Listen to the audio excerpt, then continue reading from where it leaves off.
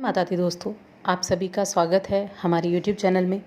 दोस्तों, आज की इस वीडियो में हम बात करने वाले हैं 15 जुलाई और 16 जुलाई के कन्या राशि फल के बारे में।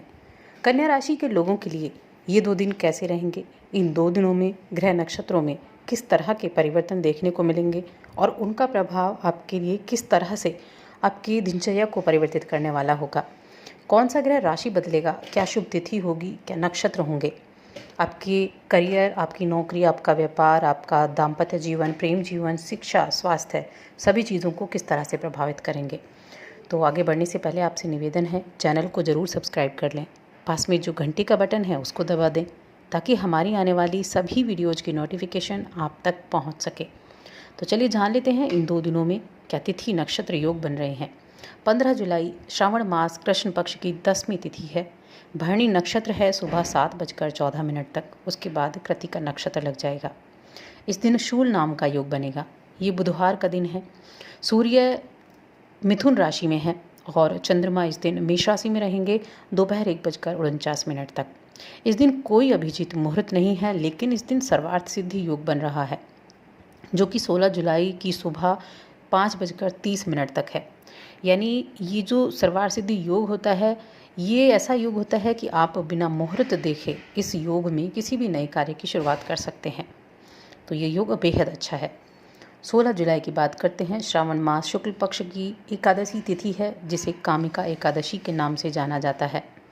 भगवान विष्णु को ये दिन समर्पित होता है और इस दिन कृतिका नक्षत्र सुबह तक है, उसके बाद रोहिणी नक्षत्र लग जाएगा। इस दिन गण और वृद्धि नाम के 2 योग बनेंगे और गुरुवार का दिन है। गुरुवार का दिन भगवान विष्णु को ही ये समर्पित होता है और साथ ही ये एकादशी तिथि का गुरुवार के दिन आना एक बहुत ही शुभ संयोग है। सूर्य भी राशि परिवर्तित करके कर्क राशि में आ चुके हैं और चंद्रमा भी वृषभ राशि में है। इस दिन का अभिजीत मुहूर्त है सुबह दोपहर के 12:38 से 1:39 तक। तो ये थी ग्रह नक्षत्रों की स्थिति और इन्हीं के आधार पर अब हम जानेंगे कि आपके लिए ये 2 दिन कैसे रहेंगे। अगर हम चंद्रमा की स्थिति देखें तो चंद्रमा इन 2 दिनों में आपके अष्टम और नवम भाव 2 भाव को सक्रिय रखेंगे। अष्टम भाव जो होता है वो आयु का भाव होता है, परेशानियों का भाव होता है और विदेश से जुड़ा हुआ भाव होता है। तो 15 जुलाई दोपहर तक का समय आपके अष्टम भाव में चंद्रमा है, जिससे आपको थोड़ी सावधानी रखनी होगी। दोपहर तक के लिए है ये। एक तो स्वास्थ्य का ख्याल रखें, ज़्यादा फिट रखने की कोशिश करें, संतुलित आहार लें, कोई बाहर का तला भुना आप ना खाएं। योग व्यायाम करना आपके लिए फ़ायदेमंद रहेगा। लेकिन उन लोगों के लिए बहुत अच्छा दिन है जो विद्यार्थी हैं। विद्यार्थियों के लिए अगर आप किसी शोध का कार्य कर रहे हैं, कोई आप योजना, कोई प्रोजेक्ट बनाने पर लगे हुए हैं, तो उनके लिए ये जो दिन है ये काफ़ी फ़ायदेमंद साबित होगा। इस समय आपको दोपहर तक कोई ऐसा काम हाथ में नहीं लेना है जिसको करने में आपको परेशानी हो रही है। बेवजह की यात्रा नहीं करनी है, किसी को उधार नहीं देना है और काम के सिलसिले में तो किसी पर भी आप भरोसा ना करें। अपनी कमज़ोरी किसी को ना बताएं। लेकिन जैसे ही दोपहर तो चंद्रमा राशि परिवर्तित करेगा और आपके नवम भाव में जाएगा, तो चंद्रमा के इस राशि परिवर्तन से आपके भाग्य का सितारा मजबूत होगा। दोपहर बाद आपकी इनकम में बढ़ोतरी होती हुई दिखाई देगी। आपके काम बनने शुरू होंगे और हर क्षेत्र में आपको कामयाबी मिलनी शुरू होगी। ये जो 9वां भाव है इसको धर्म का भाव भी कहते हैं। तो इस भाव में आपके मन में धर्म के प्रति, अध्यात्म के प्रति आस्था बढ़ेगी। अपना धर्म कर्म में आप मन लगाएंगे। समाज के बीच जाकर आप दान पुण्य में, काम में रुचि लेंगे। पारिवारिक जीवन के बीच भी आप इस दौरान सक्रिय रहेंगे। पिता के साथ भविष्य की किसी योजना को लेकर बातचीत हो सकती है। वहीं इस राशि के कुछ लोग अपने परिवार के साथ मंदिर वगैरह जा सकते हैं, धार्मिक अनुष्ठान कर सकते हैं, धार्मिक कार्यों से जुड़ सकते हैं। तो ऐसी चीज़ों में उनकी रुचि इस समय बढ़ सकती है। ये समय आपकी सहनशीलता को बढ़ाएगा। आप के अंदर एक ऐसी भावना होगी कि दूसरों की गलतियों को आप माफ़ करेंगे। अगर आपके किसी से कुछ विवाद चल रहा था या किसी से आपकी बोलचाल बंद थी या विवाद की स्थिति हो गई थी, तो आप गलतियों को माफ़ करना सीखेंगे, जिससे आपको मानसिक संतुष्टि होगी। कार्यक्षेत्र की बात करें तो देखिए, काम का बोझ थोड़ा ज़्यादा बढ़ सकता है। सारा काम खुद करने की कोशिश ना करें, सही लोगों का चुनाव करें, सही लोगों की मदद लेकर अपने लक्ष्य को हासिल करें। ऐसे लोग जो आपके विश्वास के काबिल हैं और जो आपके विश्वास को नहीं तोड़ेंगे। क्योंकि किसी के भरोसे काम कराना बड़ा मुश्किल होता है, इसीलिए भरोसे के लोगों के साथ काम करें। इससे थोड़ी बहुत आपको परेशानी हो सकती है, लेकिन अपने काम को आप पूरा करेंगे तो उससे आपको बेहद खुशी होगी। तो इस तरह से आप अपनी जो दिनचर्या है उसको आप पूरा करते हुए नज़र आएंगे। ये जो 16 जुलाई का दिन है, इस दिन सूर्य का राशि परिवर्तन भी हो रहा है और इस सूर्य के राशि परिवर्तन का प्रभाव आपके जीवन पर ज़रूर देखने को मिलेगा।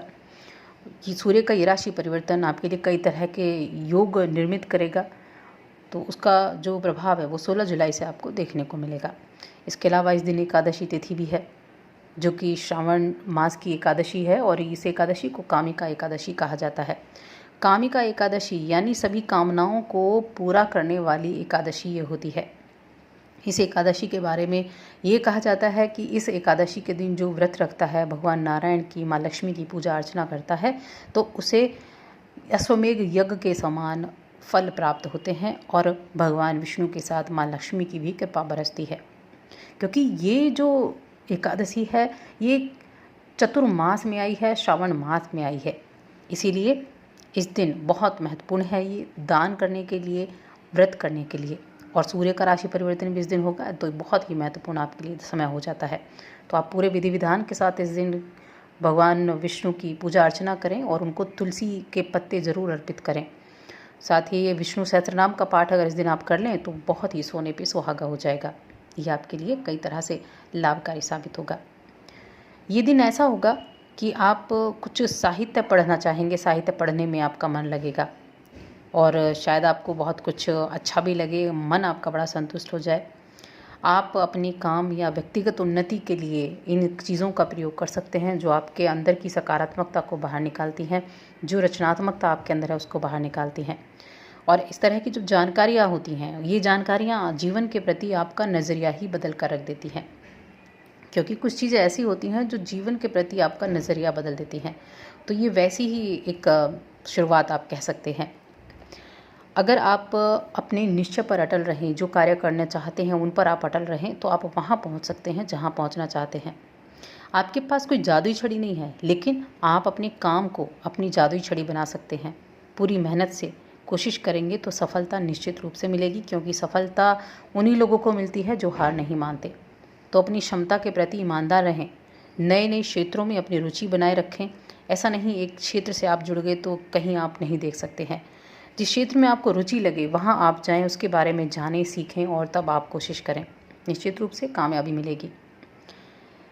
ये समय आप कोई ऐसी वित्तीय योजना के झांसे में ना आए जो बाहर से दिखने में अच्छी लग रही है, आकर्षक लग रही है, लेकिन उससे उतने फ़ायदे नहीं होंगे।